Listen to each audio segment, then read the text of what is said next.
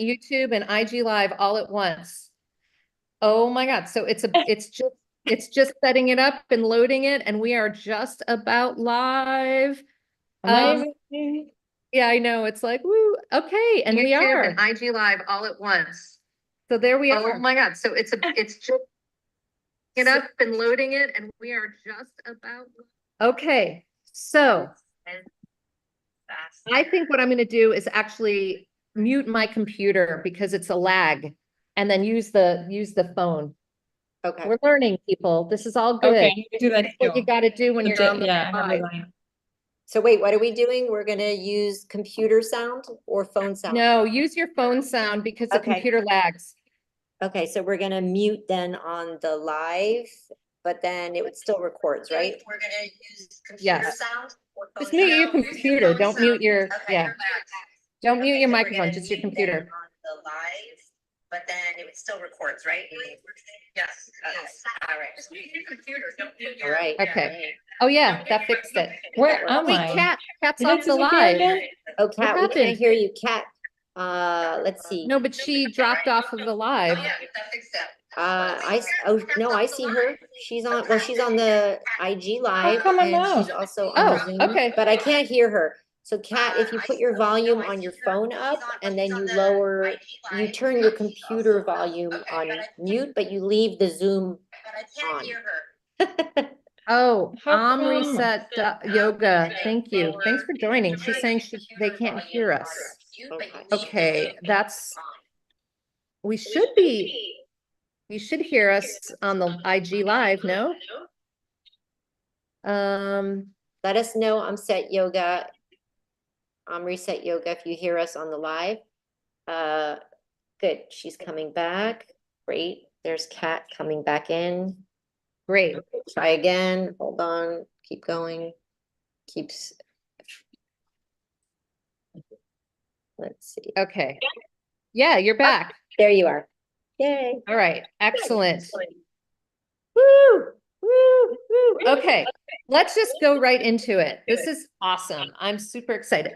So we are here. We are all founders of beauty brands, clean beauty brands, importantly, but we're all indie brands. We're small, teeny tiny baby businesses, and we're all part of the Conscious Beauty Collective. So there's basically a group of us that have joined forces to help each other grow.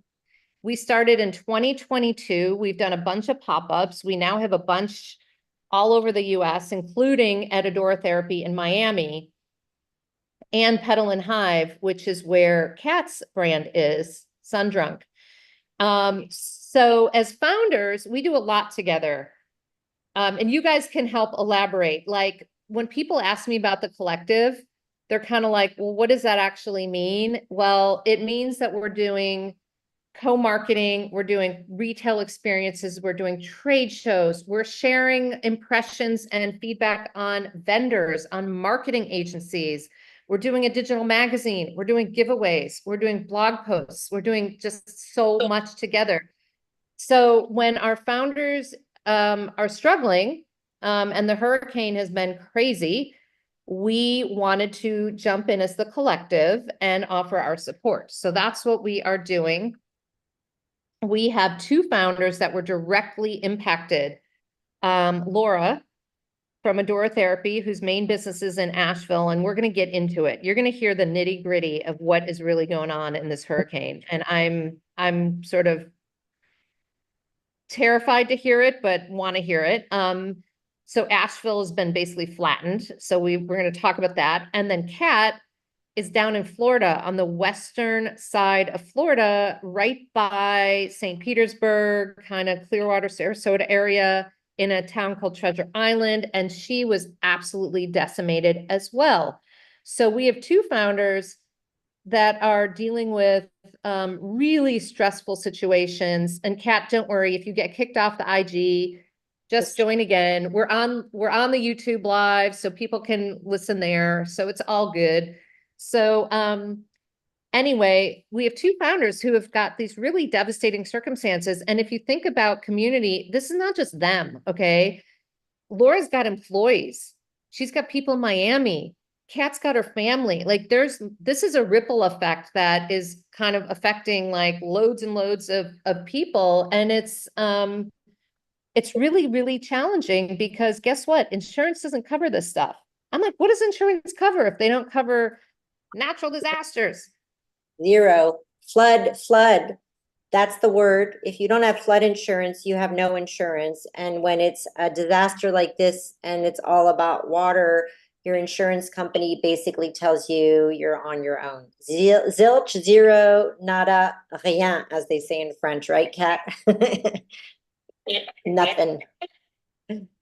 That is just shocking. I'm like, because really, like, then what is the insurance for? It's like, oh, my products are going to get stolen from my garage. Like, it's ridiculous. Yeah, it's like, anything liability, and then you have property insurance, but flood is like its own special zone of crazy. And so most natural disasters, if they have a flooding component, unless you have flood insurance, you're not going to get any coverage. So yeah. So, okay, so let's, right? We just found that out. And so yeah, that's yeah, well, it's a tough one because now it's like you got to get that insurance on top of everything else. It's a hard enough, like you the operational costs. You can't even really get it. Most insurance companies, the flood insurance is prohibitive. And then I'm not even sure if you can get commercial flood insurance except through FEMA. And then FEMA has certain things, but I don't even know if FEMA does business flood insurance. So like, yeah, I guess if you live in Florida, or like who knew in Asheville that was, I mean, we've had floods. 100 years ago, there was a huge flood, but nobody rebuilt Asheville worrying about like the next 100-year flood. So it's just a reality. So yeah, lesson learned, right? Insurance, make sure you have it, and also understand what kind of insurance, and based on where you live or what kinds of things can happen. I mean, pipes burst too, right? It doesn't have to be like a hurricane. Right. Have your stuff in a place that may have like water, you better have flood insurance or something. Okay, so My 2 cars were drowned. yeah, those pictures were crazy. They were all in my car because I'm doing a lot of events every weekend, and so I have tons of stock there, and it was completely flooded. And it's not like pretty water floated. It was salt water floated plus sewage floated. So it was a design. I couldn't rescue anything, so I reached out to my insurance, and of course they're like, "No, we don't cover that." And I reached out to my car insurance, they're like, "No, we don't cover that." So great, thank you.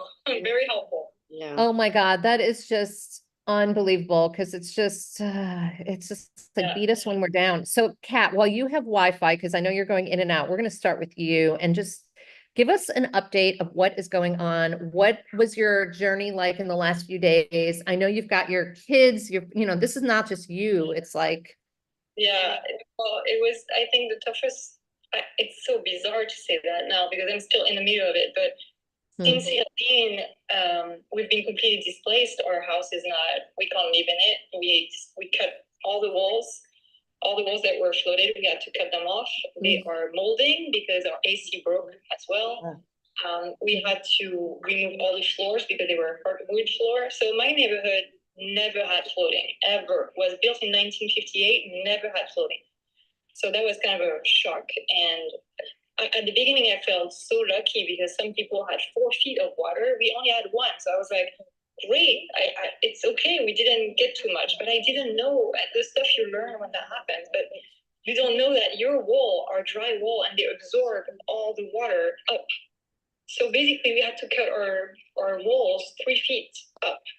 So we have half a wall on disappear, and it's all molded. So now we have to have an insurance come over and check the mold, and we have to have a company to clean up the mold, and then we have to build the wall back, and then we have to do the floor back, and we were millions of people in the same situation. So I don't have enough.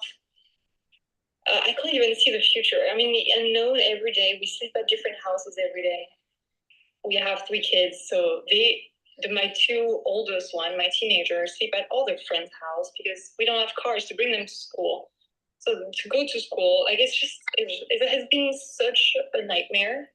And I thought I was going to wake up soon because I felt like it's been 10 days, we're going to get better, and boom, Milton is hitting tonight in 6 hours. And Milton, as you saw on the news, is going to be much stronger, and it's right our house. Wow. I cannot even comprehend what's happening to us, like one after another. We never had that. 2 years in Florida, at least 5 hurricanes, never had an issue. Never. And this one just wrecked us. And the second one, we don't know what we're going to come to, you know? I mean, our house is already a mess, so we can't even sleep in it. But what if the windows and the roof and what's left, what if that's gone? I mean, right now, I'm in total denial. All I care is about safety of my kids. So we're in a 2-bedroom hotel room, and we feel safe. So that's the best I can hope for. And we're the 5 of us, which is great. Plus the cat who's sleeping right now on my feet. Oh.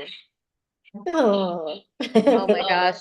Okay. Well, you know what? Sometimes you gotta look, I'm a big believer in glass half full, and as much as this is horrible, and it is, and I can't imagine what you guys are dealing with. You always have to go, it could have been worse. Optimist person too. I'm usually super balanced. I work out every day. I meditate every day. I'm like, awesome. Like, life is so good. It's so beautiful. I will find the silver lining anywhere. But this, and I keep repeating myself, this shall pass. This shall pass. It's going to be fine. We're going to rebuild. We're strong. Blah, blah, blah. I can tell that myself 1,000 times a day. I'm still crying out of nowhere because it's just too much. Yeah. Stress, too much overwhelming thing to do. Too many decisions. Too many. Wait for the insurance. Wait for this. Wait for that. Wait for that quote. Wait for that. It's so much stuff to think about. It's just insane. Yeah. Insane. Oh my gosh. Well, I feel for you, and let's just. You give me the opportunity to talk about it, but I haven't talked to anyone except my husband, which most of the time we're fighting. We never fight usually, but right now it's like we're so tense that it's just, you know, a match on the oils. So it's hard to talk about it. I didn't have time to catch up with anyone, even my family. It's just, we're supposed to take off tonight to go to India for my mom's birthday for a big trip with my sister and my mom, and tonight my flight is canceled, and there's no way I was going to go anywhere because of the circumstances. But it's just, thank you so much for having the time to listen to this.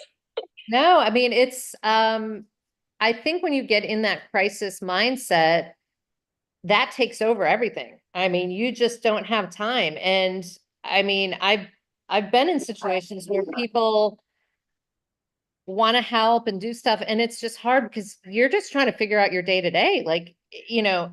By hours. Yeah.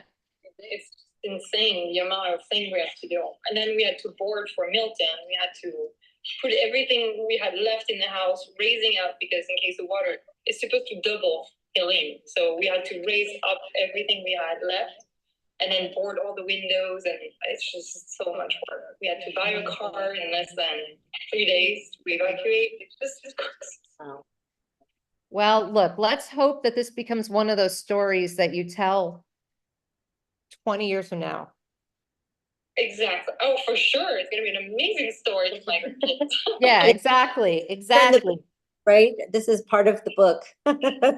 Okay, Laura, what's going on in Asheville? And thank you, British Brad. Thank you. We appreciate you. That is nice. Thank you. I know that lady. So we Oh, that's nice. here, like, it's a little different, but like, just to say to Kat, like, when you get ungrounded, and you know I'm going to talk about chakras, right? When you get ungrounded, your root chakra kind of blows up.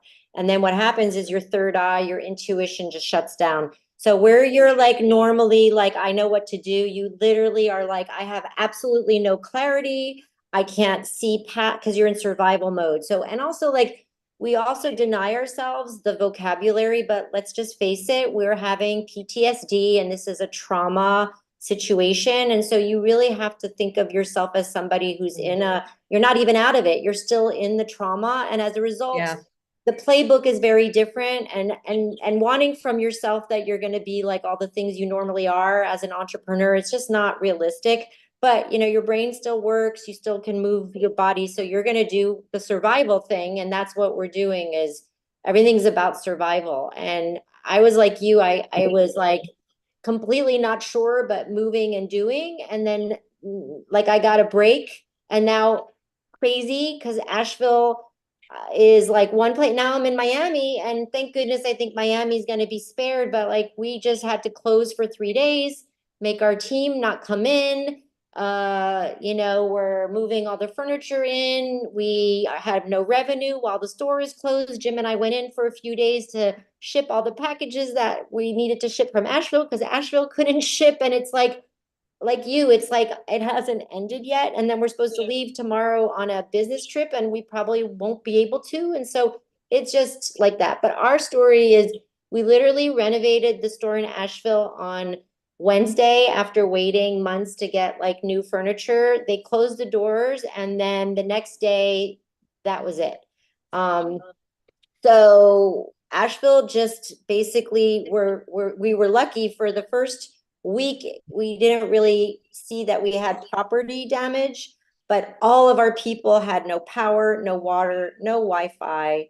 And honestly, it's like being a mom, but being a mom to lots of grown-up people, and then trying to figure out like how can you help them. And our people really have been like displaced, right? Some of them left, some of them couldn't leave. They didn't have gas, they couldn't make phone calls, they couldn't do anything. So Jim, my partner, was in Asheville. He happened to stay.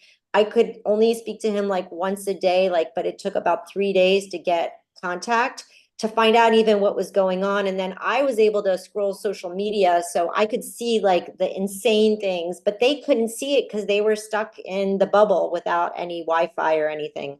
So the end of it is we ended up only 4 days ago realizing that the storage space where all of our bottles and boxes are stored, like almost 100 grand of inventory, was in the flood zone, and our storage space was submerged, and we're on the ground floor. Today, we were able to get in after asking for weeks.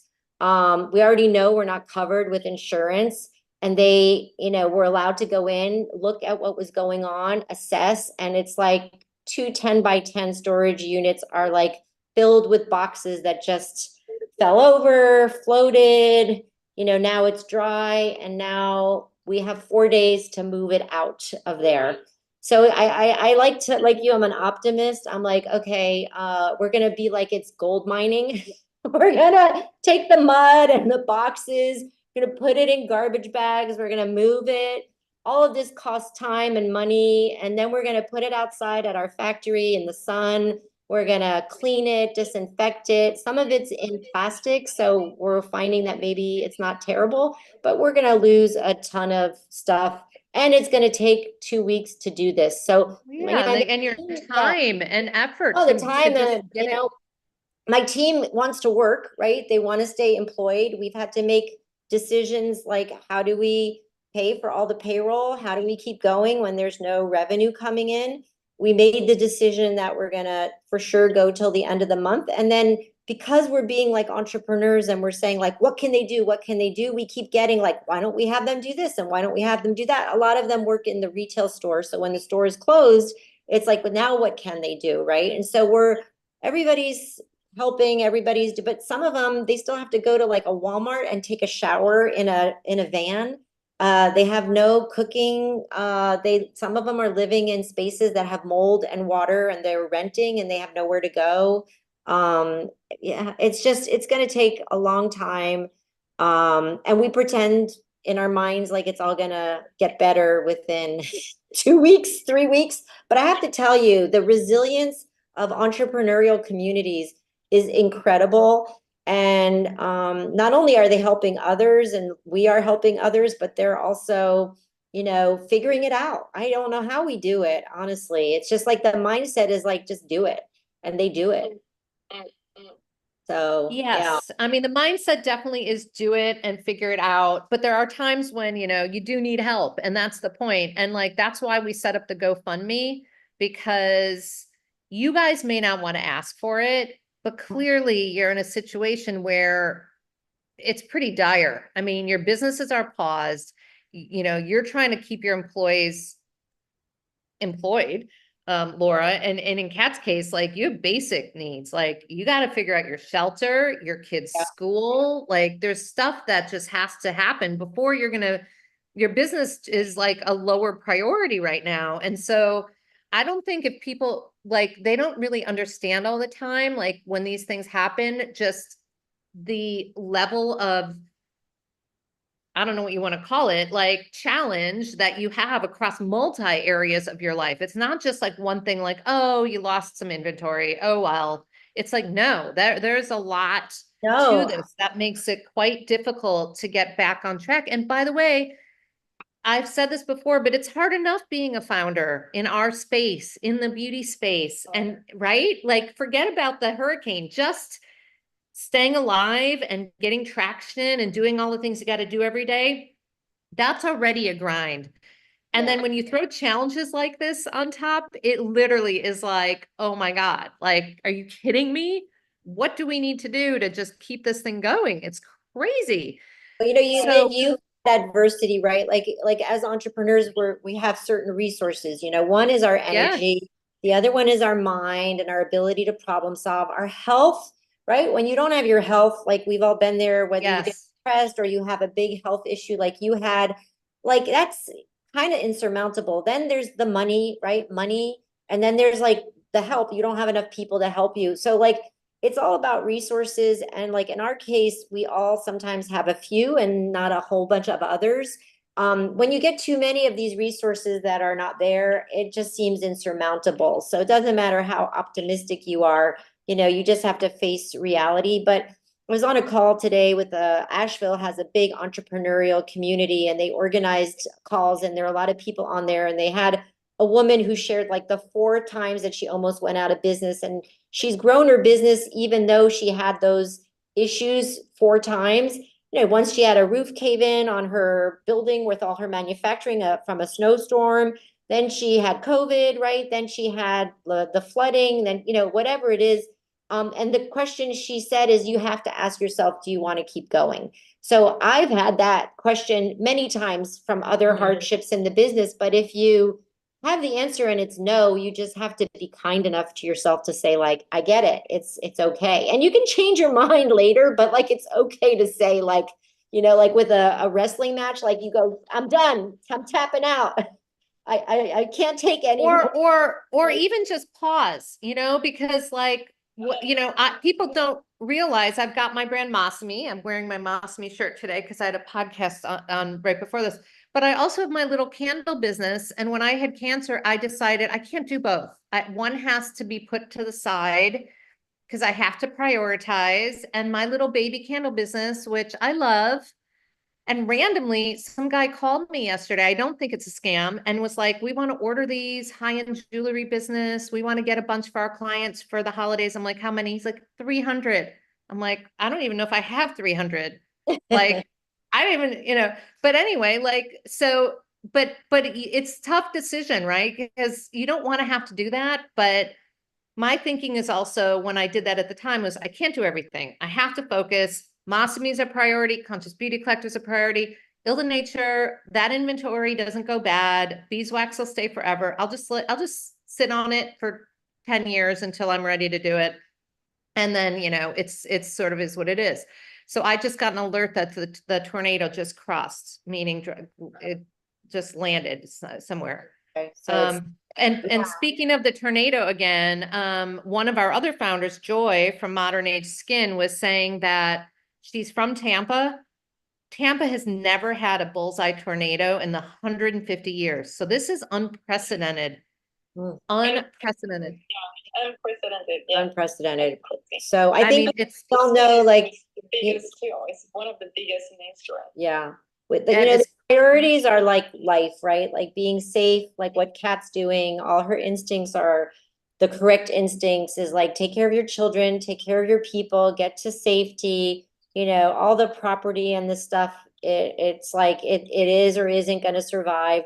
The next question really is like, well, how do I go forward? And usually the answer is, do I have enough energy? Do I have enough money? What's totally insane about this, and we all lived it through COVID, right, is that all the help that's available are loans.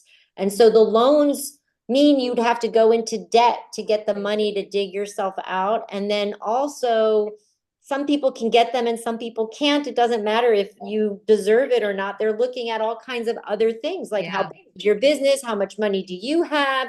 So it's like the decision is always like, how far do I stick my neck out to do this dream? And then the answer is like, everybody's got to make the decision. But yeah, like you give a busy person something to do, it gets done. You give an entrepreneur a dilemma like this, and they'll make the decision. It might not be rational, but it's it's not over till the fat lady sings, or whatever that expression is. Who knows what's going to happen? I had that doubt today. I was in the kitchen with my husband, and I was like, what's the point to continue some drug? Like, I mean, I'm alone. I feel like so, but then I think about you guys, like what you did for us was just so amazing. And also, like, my clients are amazing too. So I feel like I owe that to them to continue. Okay, but don't. That's my dream. I don't know. Those questions are popping in my head. I don't have time to deal with it, but at one point I will have to. Yeah. Well, listen, my advice is don't make the decision now. You're in the thick of it. Things are dire. Deal with your stuff. But at some point in a month from now, if you just feel like, you know what, I just can't do it anymore, that's okay. People are not going to be upset or blame you because you didn't stick it out and, grind through it. I mean, you got to do what makes sense for you and your life. What we're trying to do is help you guys through the hardship now. Okay. What happens down the road happens down the road.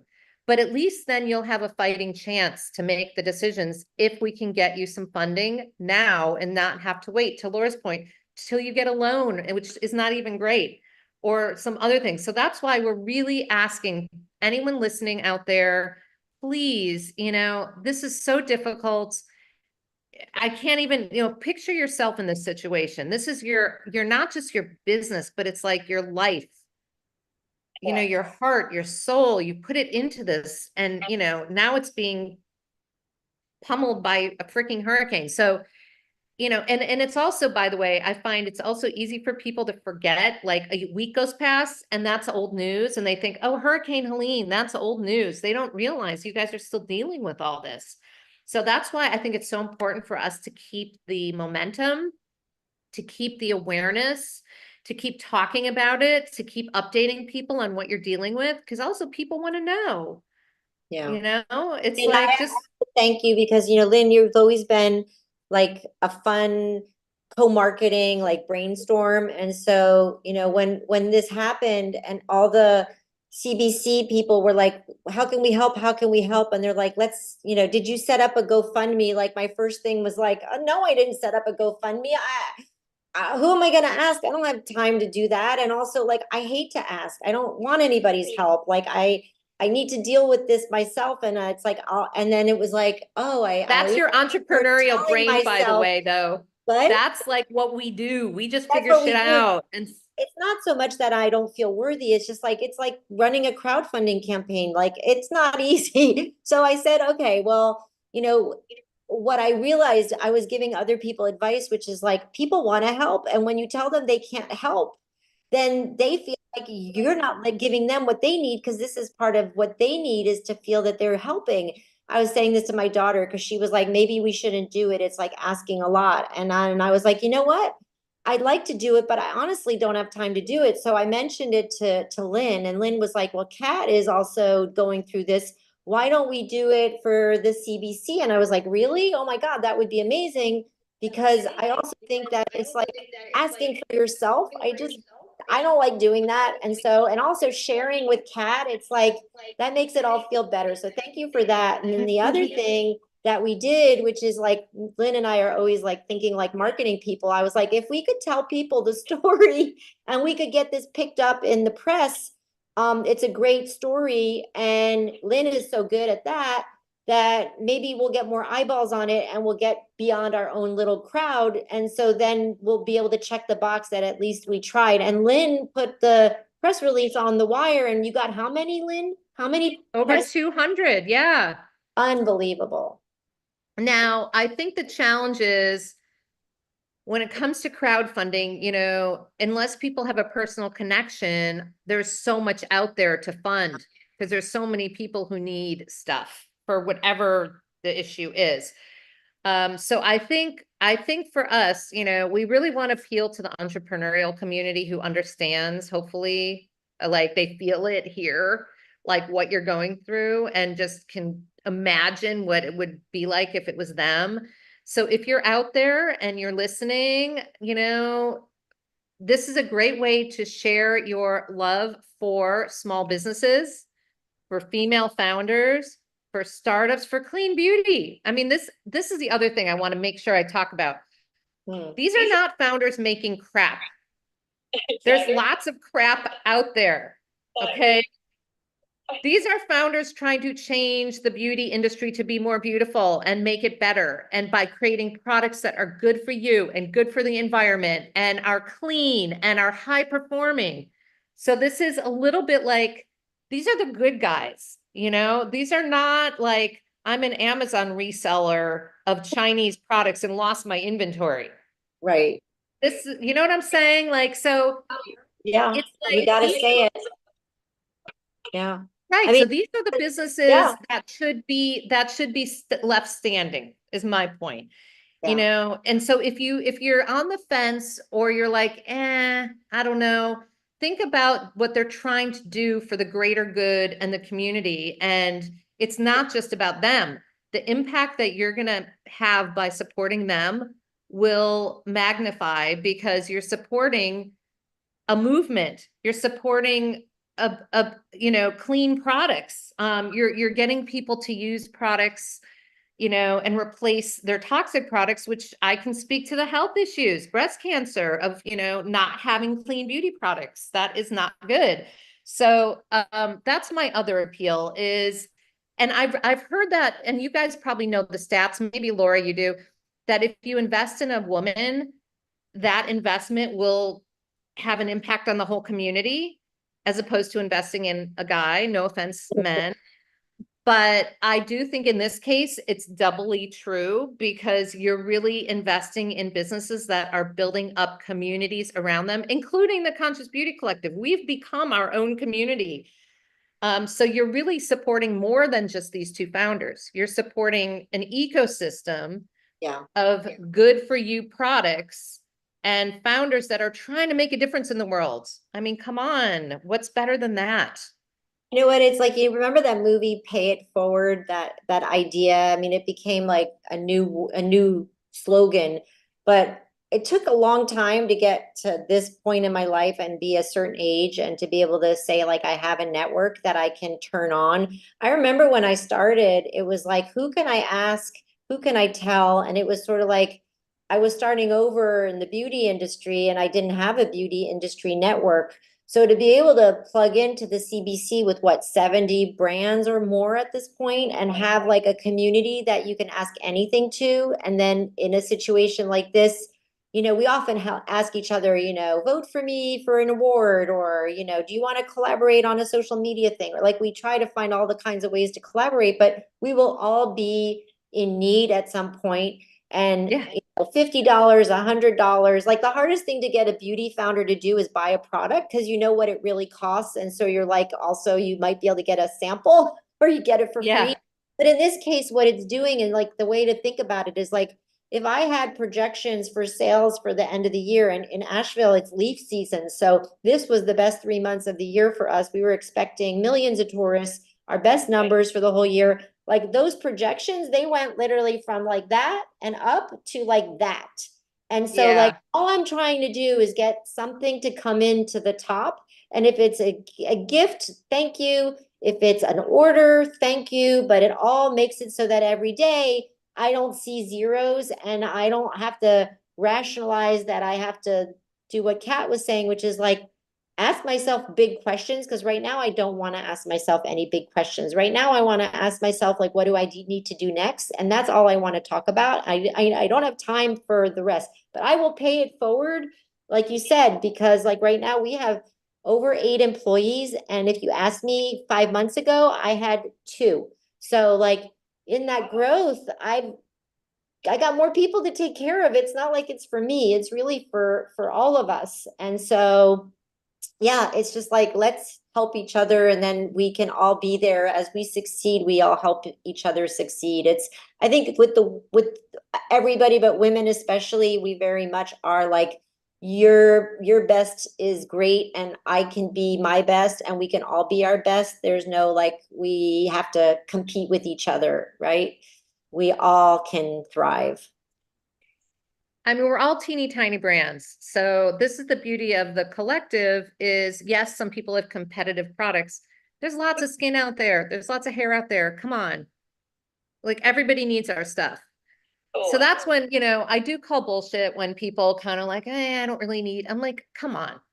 Yeah, There's not a cleanser. There's not a and fragrance. There's not something but that it's you not can, even about that. It's not about the product. It's about right. like it's the whole point. Like today, I we were open. We went in to ship packages. You know, we didn't think anybody'd be walking around Wynwood. Like a few people came in. One lady came in, and I took her to the CBC area. And you know, I didn't know who she was, and she's like, "Well, I'm a beauty founder, and I do a hair care line." And all of a sudden, it was like, "You got to meet Lynn, and maybe you want to be a part of the CBC, and like, how can we partner? And what are you doing?" And it was like those conversations, those opportunities happen because we've created a space. It's more than a product. It's like a space for all of us to be able to help each other and grow. It's a resource. We have to have it. So it's important for us all to survive so that we can be that for each other. It's not just, I need another shampoo. We don't, for sure. Exactly. Yeah. Exactly. No, it's so important. All right. So let's just give people some parting thoughts. What is your wish for, I don't know, for yourself in the short term and then maybe a little longer out? And your business, not just, you know, but like what do you if you could manifest, right? The universe, you're going to manifest something. What is it that you want to manifest? Whatever you want it to be. I just like right now I want to manifest Milton to this. That would be amazing. Yeah, Milton right now is, yeah, let's try to get Milton to not hit your house again. That would be a good goal for that one. Yeah. Beyond okay, next week, as you get into next week, what can you project out, or is it too hard to think that far out?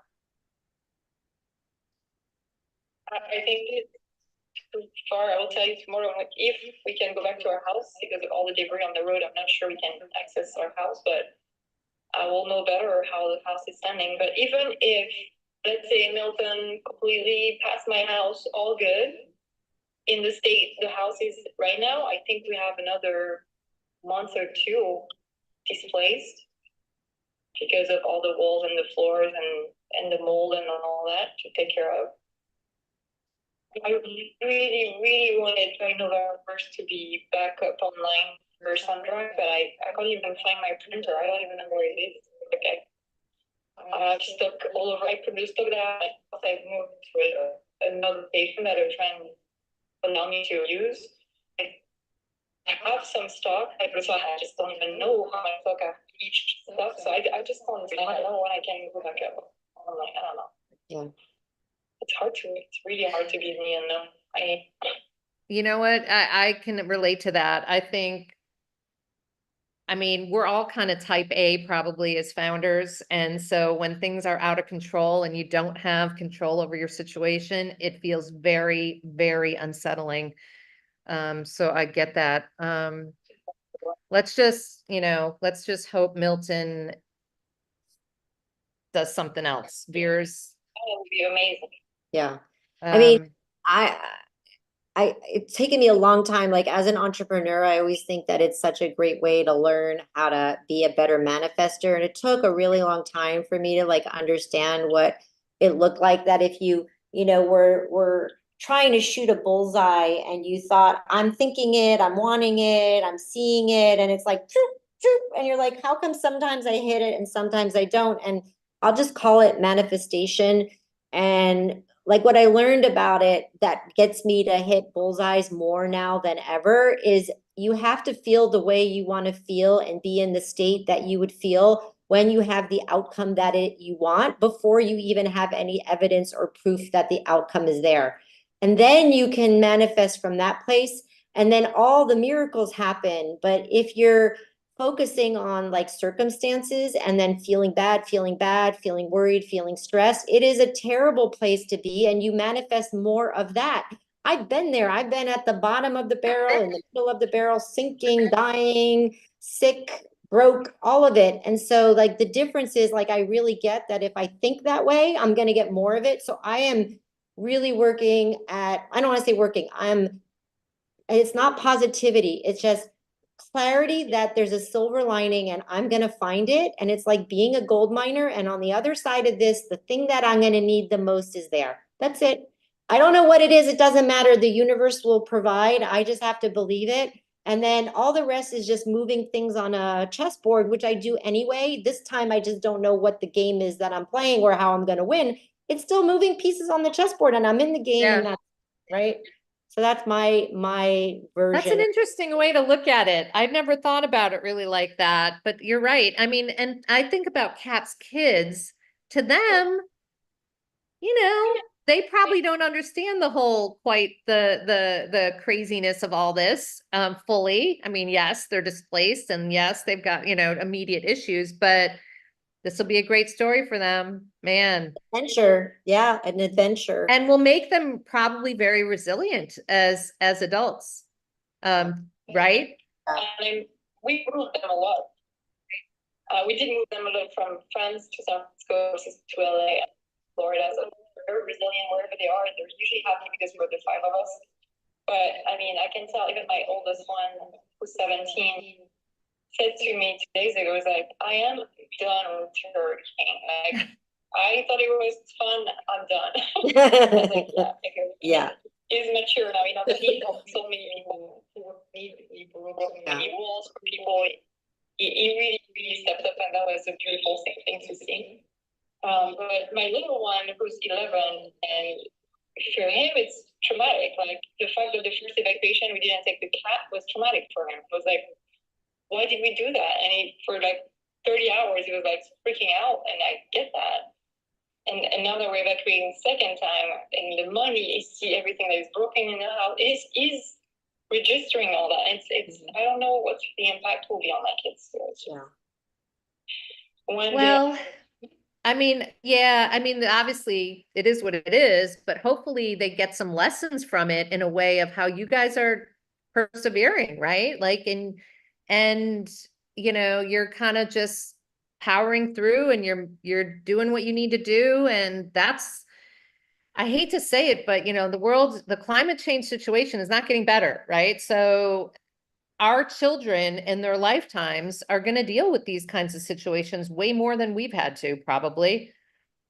So, that's, I mean, so it's interesting also. So we should probably stop. We've been going for a long time, but I did want to just, ask you guys if you had any advice for other founders, because this could happen to any of us. I mean, I'm in the desert, but we have our own share of sandstorms, windstorms, various things here. What would you say, having gone through this in hindsight, is there anything that you would have done to prevent it, or is it just what it is? Gosh, that's a great question. I mean, I think let's talk about like the business of the business. Like, what we moved all our stuff to these storage spaces because we didn't have enough room in our factory. Any of our spaces could have been messed up or whatever.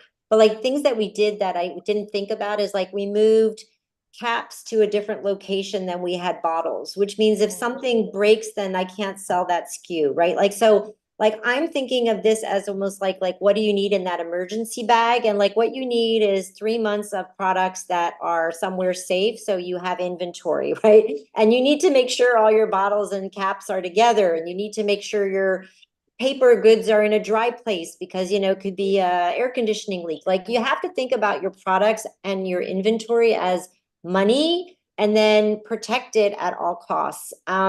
Most things can replace, but you guys all know, like if you have a custom bottle and you ordered it and you had it shipped, and then you want to buy 100, you can't, you got to buy 3,000 to get the price you had. So like, I'm thinking long-term, like how we're gonna rethink the whole supply chain operations part of our business to be in a place that's more thoughtful about like these kinds of situations, and then protect the money I've already spent. That's like the first takeaway that I came up with. And then the people, right? Like, I just want to make sure I can keep my people employed. I really feel like they're all amazing. We just took some people and moved them from part-time to full payroll, and we were expanding their roles. And it's like the idea that now we can't, I feel like we're just gonna figure it out and learn more about everybody and what they're capable of. And it also ask for help, right? Like, it's very hard for me to say, like, I can't think and I can't do it and I need somebody else to do this for me.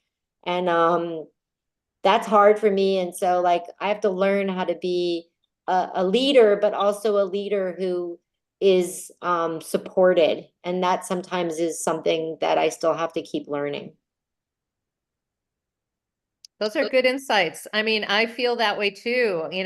Sometimes it's tough to ask for what you need. Not sometimes, most of the time. I mean, Kat, No. yeah, sometimes you don't know you're right. Sometimes, I mean, I can tell you when I was going through my breast cancer and people would say, well, what can I do? And I'm like, do you have a cure? Like, I don't, I mean, Me too, and I'm like, I don't even know where I sleep tonight. What, I don't know what to tell you. Yeah. Yeah. It's so hard, but my gosh. tons of learning from Helene. First of all, don't underestimate Mother Earth, because Mother Nature, she's gonna rip you apart. Like, don't underestimate. Yeah. That was our mistake number one. Number two, like you said, inventory is money, and I didn't care about it when I left with my 3 kids, like running out of the house. But maybe next time I will take 5 minutes to put everything up so it doesn't flood.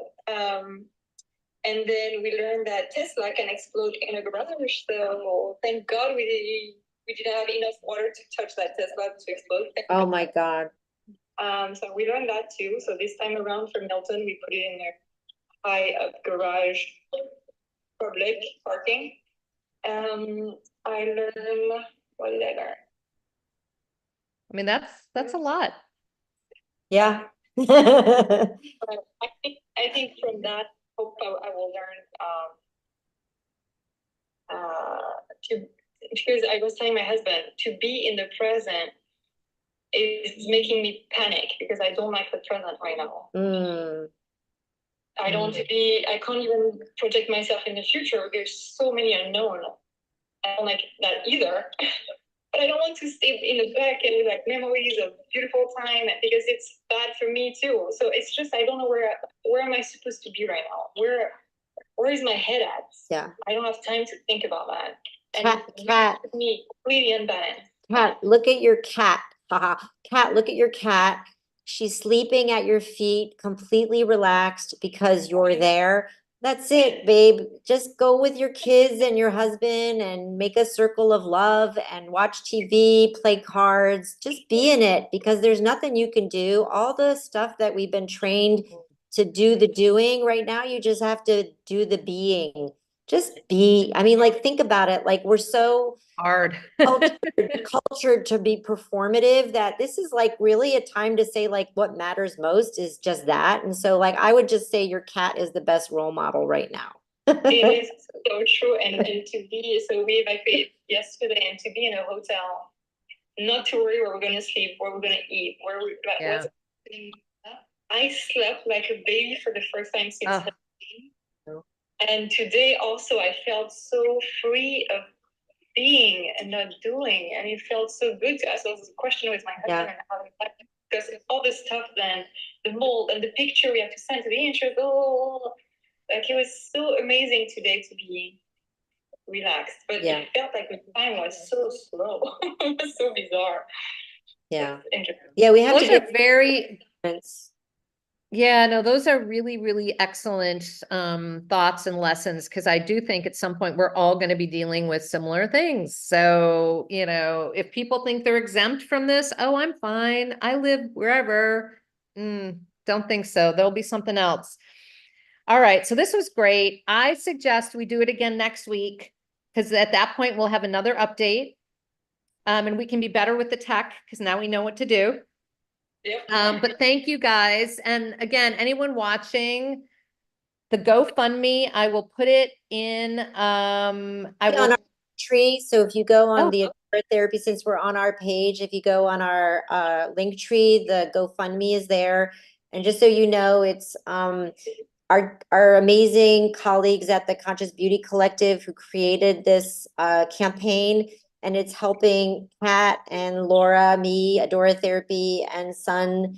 Sorry, I can't remember the I'm name. drunk. Sun, thank you. And we're splitting the proceeds, and we're gonna give whoever needs it the most the money first, because that's how we do it. There's no anything you're doing, it's just gonna help, and it's about just all of us learning how to share and give and take, and all the things we still, as you can see, have trouble doing. The taking seems like Yep. it's the hardest part, right? It's tough. And I will reiterate that the GoFundMe is also in the Conscious Beauty Collective Instagram link tree too.